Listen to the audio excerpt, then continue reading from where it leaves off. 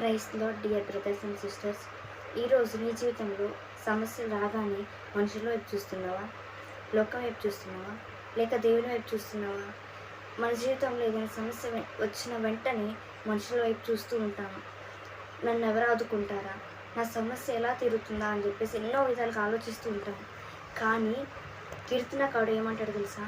కొండల తట్టు నా కన్నులు ఎత్తుచున్నాను, నాకు సహాయం ఎక్కడి నుండి వచ్చును? యెహోవా వలననే నాకు సహాయం కలుగును అని చెప్పేసి అంటాడు.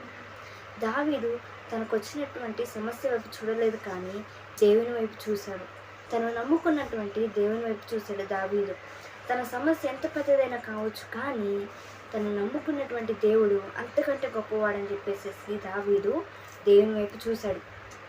అలాగే మన జీవితంలో కూడా కొన్ని సమస్యలు భయానికి కలుగు చేస్తూ ఉంటాయి. భయం కలిగినప్పుడు కూడా మనం దేవుని వైపు చూస్తే దేవునిలో మనం విశ్వాసం పొందుకుంటాము. దేవుడు నా జీవితంలో ఈ సమస్యను తీర్చగలడు అని చెప్పేసి విశ్వాసం పెరుగుతుంది మనకి. అందుకే యెషయా గ్రంథంలో దేవుడు ఇలా రాయిస్తూ ఉంటాడు, భయపడము, నేను నీకు తోడై ఉన్నాను అని చెప్పేసి. ఈరోజు మన జీవితంలో కూడా సమస్యను చూస్తూ ఉంటాము, కానీ మనం నమ్ముకున్నటువంటి దేవుడు గొప్పవాడని చెప్పేసి చూడము. మన జీవితంలో ఎన్నో సమస్యలు రావచ్చు, మనం ఒకటే గుర్తుపెట్టుకోవాలి, మనం నమ్ముకున్నటువంటి దేవుడు సమస్య కంటే గొప్పవాడు అని చెప్పేసి మనం దేవుని వైపు చూడాలి.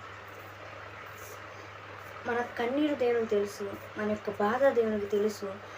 అటువంటి సిచ్యువేషన్స్లో కూడా మనకి మార్గాలు లేని, మనకి సమస్య వచ్చినప్పుడు మనకు ఎటువైపు వెళ్ళే మార్గం లేకపోయినా కానీ దేవుడు అటువంటి సిచ్యువేషన్స్లో కూడా నీకు మార్గం చూపించేవాడు, నీకు మార్గాన్ని కలుగు చేయవాడుగా ఉన్నాడు.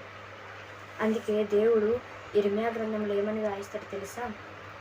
యెహోవాను ఆశ్రయించువారు ధన్యులు అంటాడు.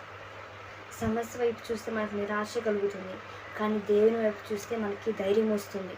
దేవుడి కార్యాన్ని, ఈ సమస్యను తీర్చగలను నమ్మకం వస్తుంది మనకి. మనం ఒకటే గుర్తుపెట్టుకోవాలి, సమస్య ఎంత పెద్దదైనా కావచ్చు, కానీ మనం నమ్ముకున్నటువంటి దేవుడు అంతకంటే గొప్పవాడని చెప్పేసి మనం గుర్తుపెట్టుకోవాలి. Praise the lord.